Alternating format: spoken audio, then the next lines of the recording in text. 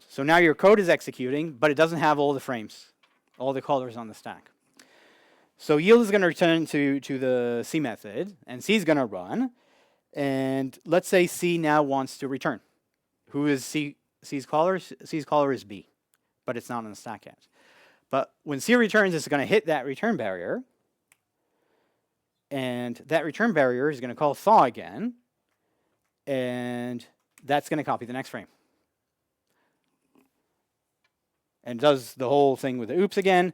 It's going to turn to B. It's going to install the return barrier again.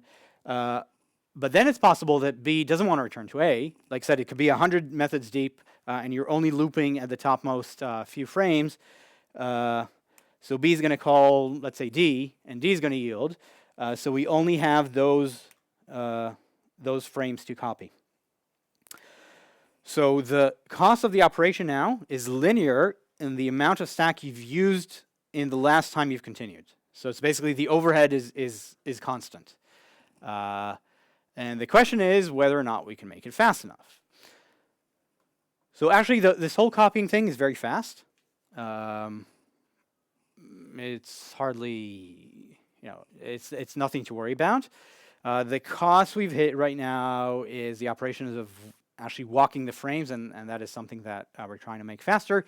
But the more interesting bit is extracting the oops, finding the references in the stack and extracting them. And that is something that Ricard here from the Stockholm office is going to try to make faster, maybe by generating some native code instead of generating machine code instead of doing it in C. The fallback is, if we cannot get it to be fast enough, is to change the compiler and the way the compilers emit code, but that is something that can be a lot of work, and we're trying to get it to work first and then to make it fast. And right now, we think that we can get this to be as fast as we need.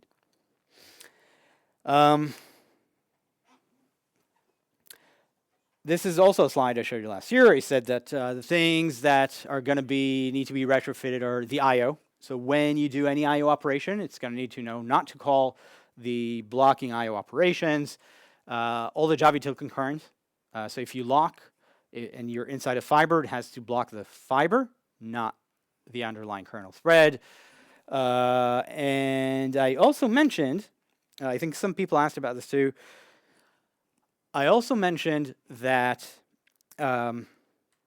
if you run threads in the operating system, most of the time, the way the operating system is going to deschedule your thread and run another thread in the same CPU when you actually block an I/O. That is the normal case. But occasionally, you have a thread that's just doing a lot of computation for a very long time, and after a certain while, the operating system is going to preempt it and say, "You've run for long enough, let someone else run." And I think some people asked whether we could do it with fibers, and they said maybe. And if we do, we can rely on the save point mechanism. And actually, we ended up doing just that. We are not entirely certain whether or not we're actually going to need it. And the reason is this. If you have something like 8 cores and, say, 20 threads, and some of them do I/O and some of them do a lot of CPU operations, it is certainly possible that some of them will need to be preempted because they take up too much CPU. But if you have 1 million of those threads, and say 1,000 of them use so much CPU that you need to forcefully preempt them, then you're under-provisioned. There's not much any kind of scheduling can help you. So it's not like, if you have so many threads that all of them need so much CPU that preemption is what you need, then you're screwed either way. But the reason we decided to add this anyways is that some people what they may want to do is not to try to solve the problem by scheduling fibers cleverly, but if they see a fiber that takes up too much CPU, they're going to say that fiber is misbehaving. They want to take it off and maybe run it, an hour later, when when there is more room in the machine.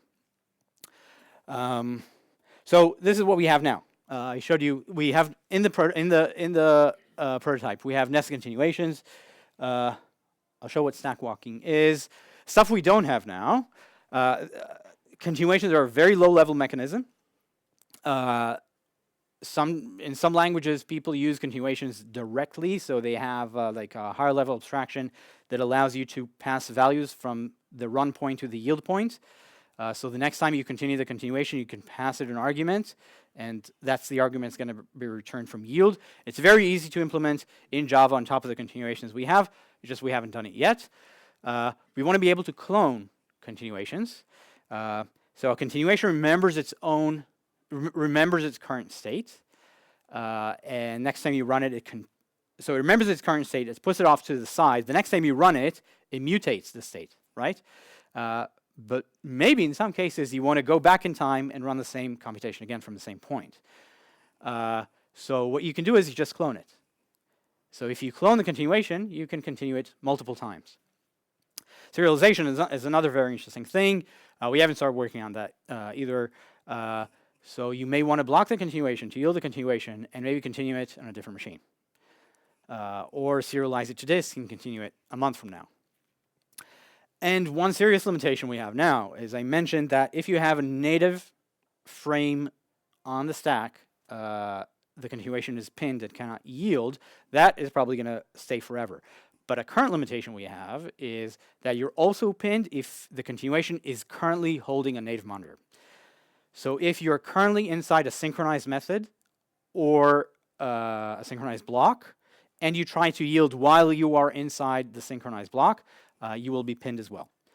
Java util concurrent locks work, but native monitors will pin you. And that is a limitation that we'll probably want to get rid of later. So this is more or less the API we have now.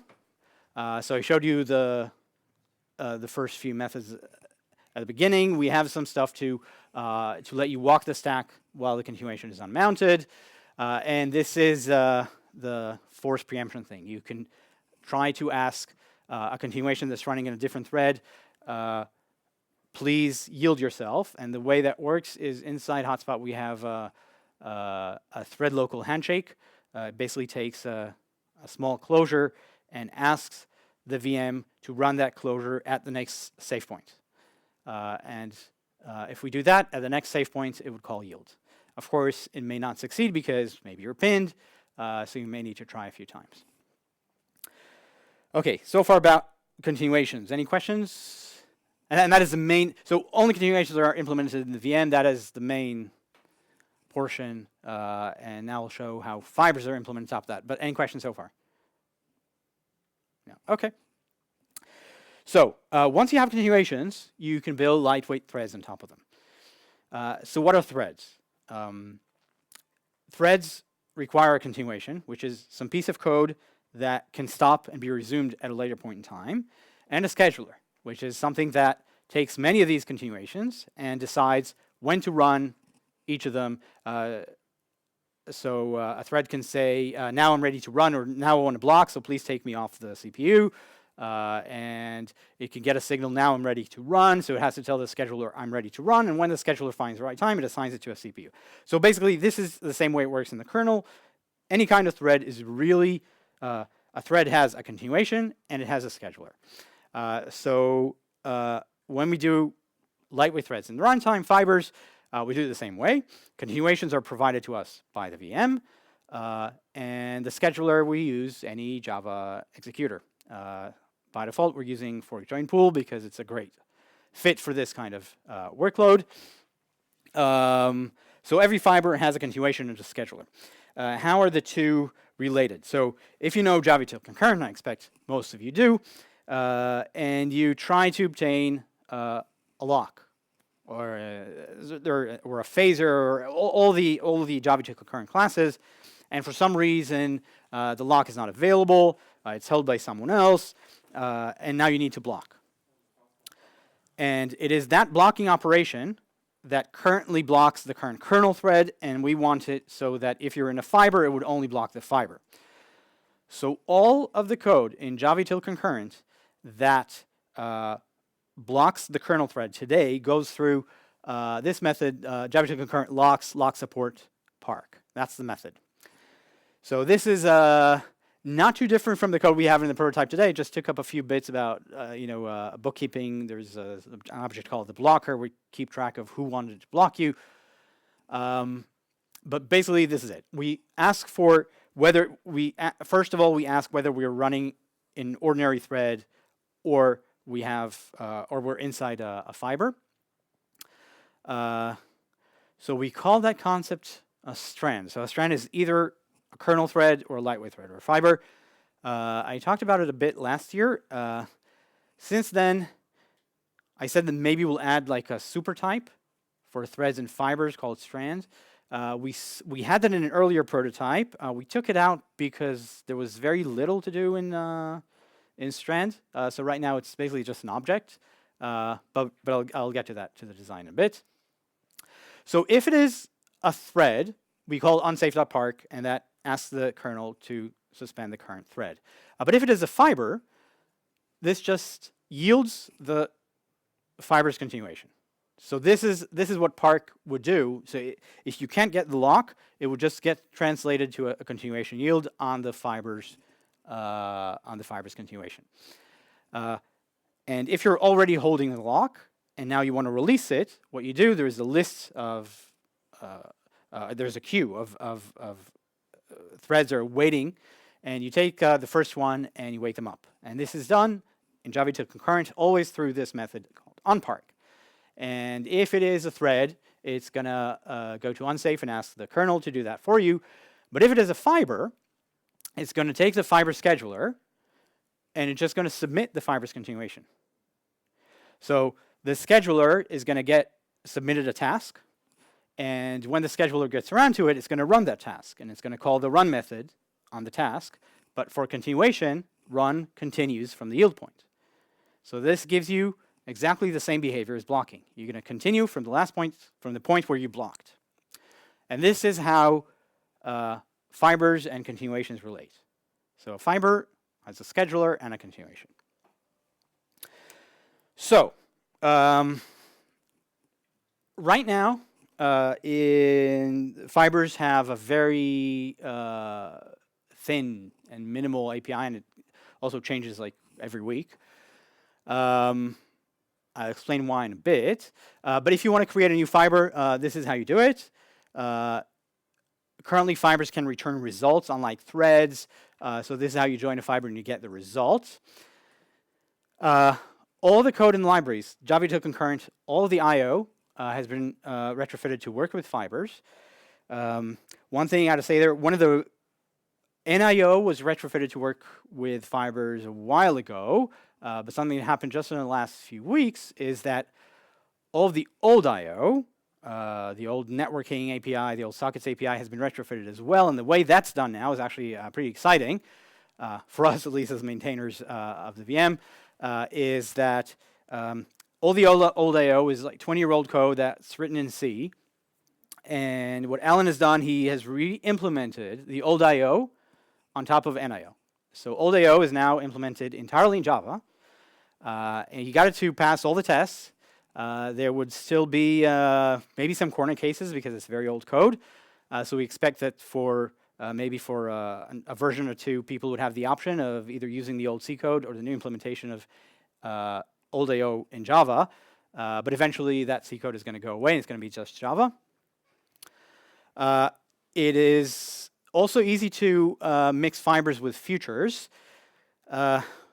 One thing here, just so you see the kind of difficulties that arise, and when you try to put something new like this into the old JDK, you can turn a fiber into a future, but a fiber does not implement future. Why is that? Because future has some very interesting semantics defined in the specification. For example, if you have a future and you call cancel, that cancellation is atomic. The next time, if you ask the future if you're done, even if it hasn't completed executing yet, it will say yes. That's the API for futures. For fibers, if you want to ask whether you're done, we really want to know if you're terminated.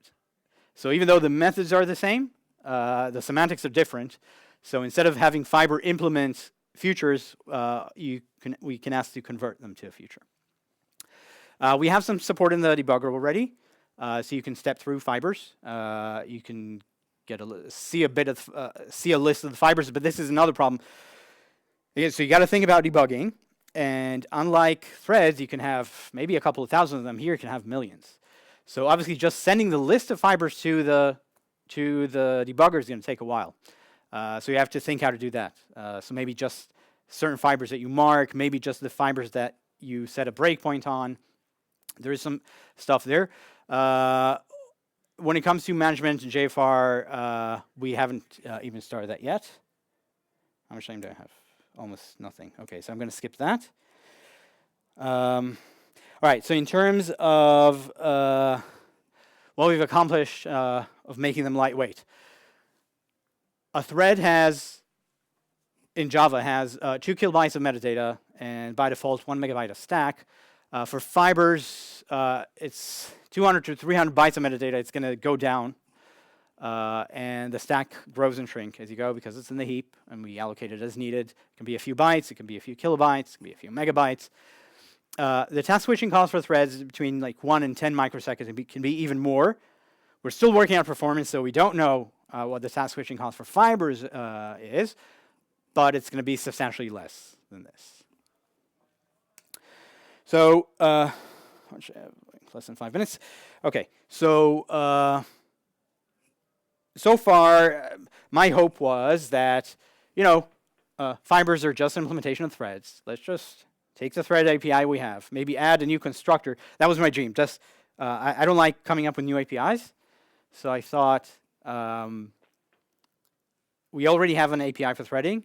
If we could just get another constructor for thread that maybe takes a scheduler parameter, and then you get a fiber, and that's it. That would be do a lot of work in the VM, some work in libraries, but in terms of API design, we'll use whatever we have.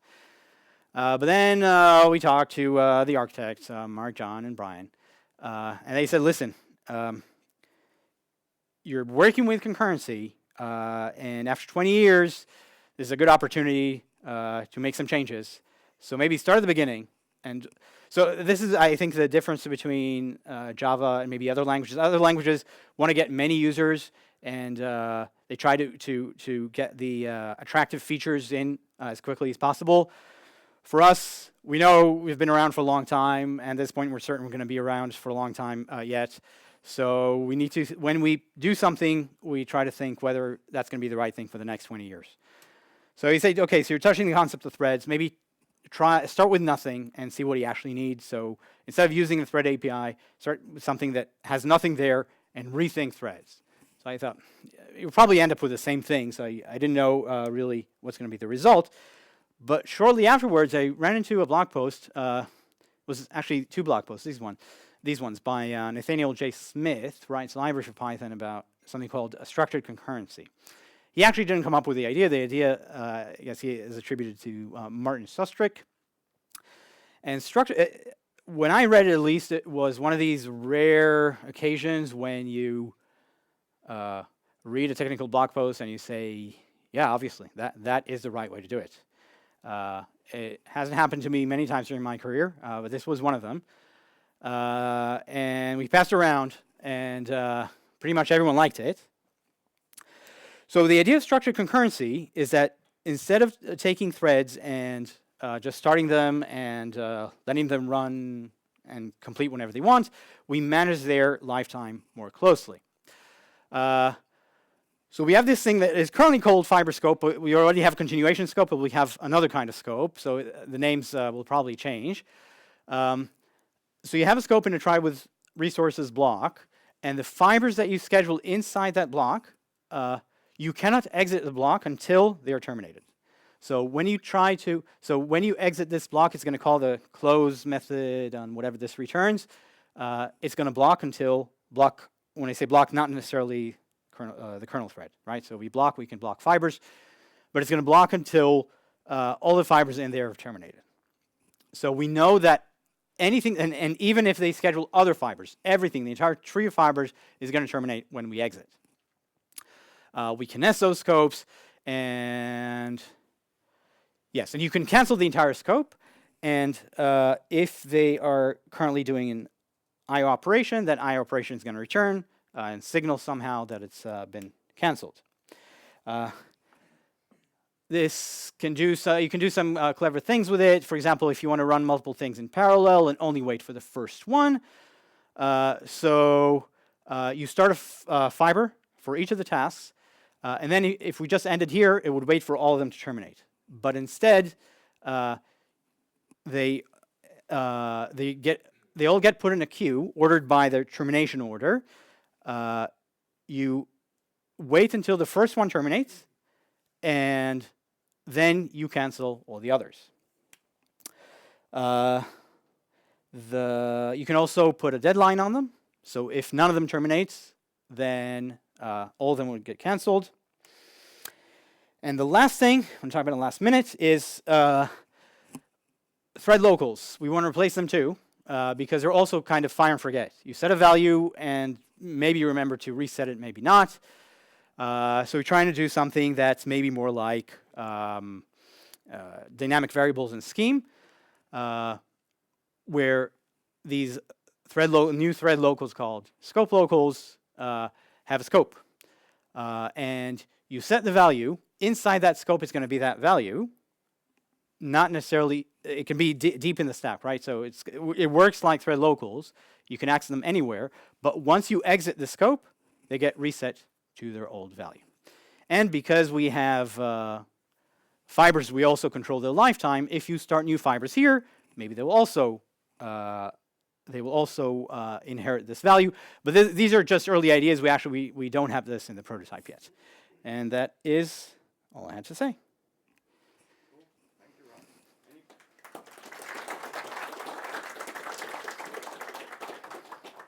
Any questions for Ron? I have one actually. I'll start with that. Sorry, any questions for Ron? I'll start with one actually. Tell me about your most interesting and impressive benchmarking results so far, if you have any.